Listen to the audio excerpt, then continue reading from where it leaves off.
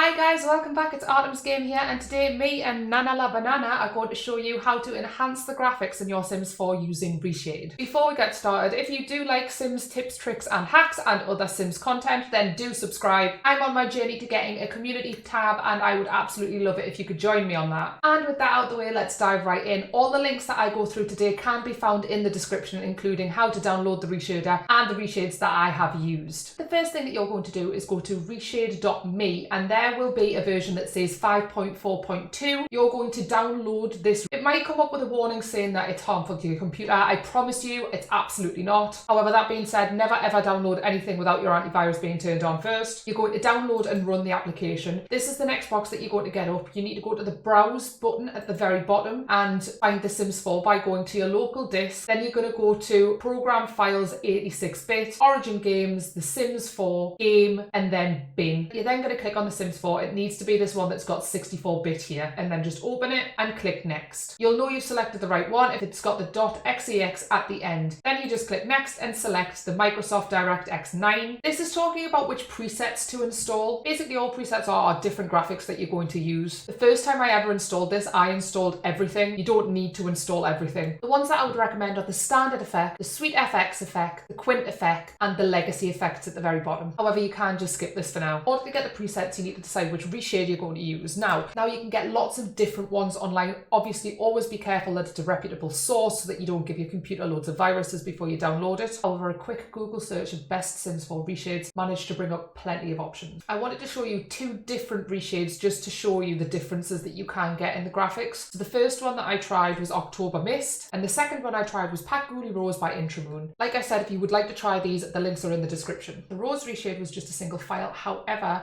the October Mist one was all zipped up, so I had to unzip it. For unzipping, I used 7-zip, as you can see here, and just extracted the files. October Mist was absolutely fantastic because it came with README files telling me exactly how to install each one, and it came with extra shades and told me where to put them. For the actual reshade itself, all I had to do was copy it from my downloads folder, go to local disk, program file, origin games, the Sims 4, game, bin, and then paste it in there. It has to be in the bin, so don't make any extra files to put your reshades in. I then did exactly the same thing, copying the Rose reshade, going back to local disk, program files, origin games, the Sims 4, games, and bin, and pasting it in again. The next thing that I needed to do was start up the Sims. So on the first time that you start it up, it's going to install your reshader, so it might take a little while, so just be patient. I think it took about 5-10 minutes to install on mine. Once it's installed, you can press the home button on your keyboard and it will bring up the menu where you can then have a look at the tutorial if you'd like. It was so daunting when I was first presented with all of the different options. A lot of them did very, very little, and I just played around with them to see what I liked. However, realistically, you do not need any of them, so I would leave them all unticked, as they really do just mess on with your graphics. What you do need to do is you need to go up to this little bit at the top that says presets, and you need to select the one that you want. So this is me selecting the Rose one. As you can see, when I first started using it, I got really confused because everything went a bit blurry, but it just focuses on the thing that you're mousing over at the time, meaning that my character wasn't always in focus. To change it back to the normal setting, I just went to the reshade preset and selected it. This brings it back to the normal setting with everything unchecked. I then did this again with October Mist, selecting it and then pressing select. And as you can see, it's changed everything to a lot moodier, darker preset. To access the menu, all you had to do is press home to get it up and home to make it disappear. So there you have it. You've got all three presets right next to each other. Which one do you prefer? These were the first two presets that I found. I'm sure there are more out there, and I'm really, really looking forward to having a hunt to see which ones I prefer the most. So I am looking for recommendations. If you've created any, or if you know any good ones,